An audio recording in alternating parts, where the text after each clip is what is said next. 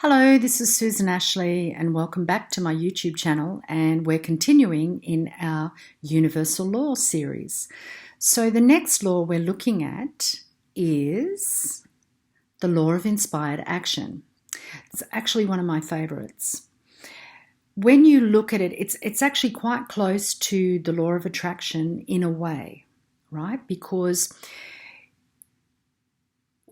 sometimes we get these inspirations, we get these random thoughts, and we don't action them, and then we wonder why things don't happen in our life.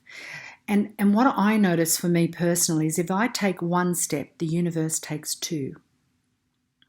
And that's how I see the law of inspired action, because they might say some really outlandish stuff to me, and I'll go, I don't know about that. Life's pretty good here where I am. Like, for instance, they'll say to me, Susan, you need to, I'll just tell you one story very, very briefly. I think I've said this before, but it really is about taking that action when you get a message. So you have to have reached a point where you can be quiet in your mind because, right? So when we're receiving messages, it's because we're quiet, we're open to receiving. When we're constantly asking questions and giving out energy, that's a giving out of energy all the time. When you're saying, when is it going to happen? How is it going to happen? Why did this happen? Where is this? Why haven't I got that, right? That's constantly putting your energy out. And a lot of the time people obsess in that motion and they don't quieten their mind long enough to hear the answer. And that's why you would go to someone like me, so that we can reach in sometimes and help you, guide you to that answer, right? So, for instance, someone will say to me, I really wanted to complete my book. That's a bare bug of mine too, but I really wanted to complete that book. I say, okay, why, what's stopping you? Oh, I don't have time. Okay, so then can you make some time? Oh no, because I'm busy, right? So they're not taking the action, even though they want to be an author, they're not taking the action to be that author. Okay, that's a simple one. Here's a different one. As I was saying before, at one point in my life, guidance said to me, I'd never had a driver's license, right? I didn't drive. And they said, you need to get your driver's license. And I was like, driver's license? I don't even have a car. And at the time I was living in a rural area of Australia, and I didn't have a lot of money because I had removed myself from the work that I was doing, and I was pregnant. I was pregnant. I had my child, so it was just after I had my child, and I had no income, right? For various different reasons. So I was really doing it tough. Well, I actually did have a small income because I was doing a little bit of work, but not enough to save money and buy a car and do all of that. And I didn't have anyone around me to teach me how to drive either, so I had to pay for driving lessons. So anyway, guidance said to me, you need to get your license. And I was like, impossible. Don't have a car, don't have money to buy a car, all the reasons why it's not going to happen. And they said to me, Susan, just do it. So I said, okay, what's the first step I need to do? So the first step is to go and do a test, to get your little booklet and find out all the rules of the road and do the test. So I did that and I passed. I went, oh, great. Okay, so I've got my L plates.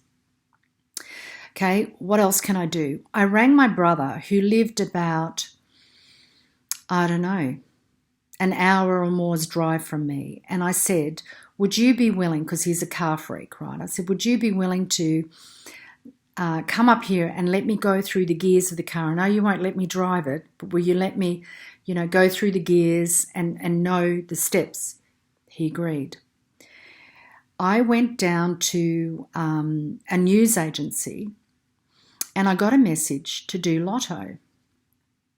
And I never do lotto, right? I never do things like that. So I don't even remember the numbers that I used. But anyway, I did the lotto And a few weeks later, I was down at my brother's and I got a message, oh, you should check your lotto numbers, because I'd completely forgotten that I did it. And when I checked, I had won.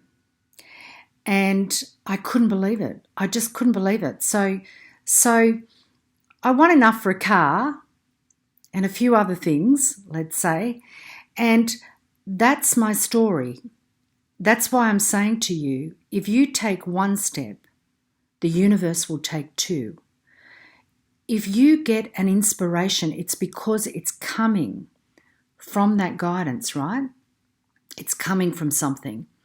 And if you don't act on it, someone else will. It's like I've had ideas for amazing inventions and I've done nothing about it, nothing. And then maybe 6 months, some of them years later, someone brings it out and makes a mozza on it, but not me, because I didn't take the action steps in order to create it. So sometimes these action steps can be really small. They don't have to be big, like me, just going and getting my L's, asking my brother if I can learn how to change gears in his car, and then, of course, doing the lotto, which I never do. And I didn't have a lot of money, so I thought, oh, this is just a waste of money. And the lady at the news agency said to me, oh, did you want to register this so that if you win, the check will come to you really fast? I said, sure, how much is it? It was an extra $1. And for me at that time, $1 was a bit of money, you know, it was milk. So, but I said, yeah, okay, I'll do that. And I just followed the inspiration that I got. And that is most beautifully the law of inspired action. So don't be afraid of it. Just do it. One little step. And the universe will take two. But I'll add this to it.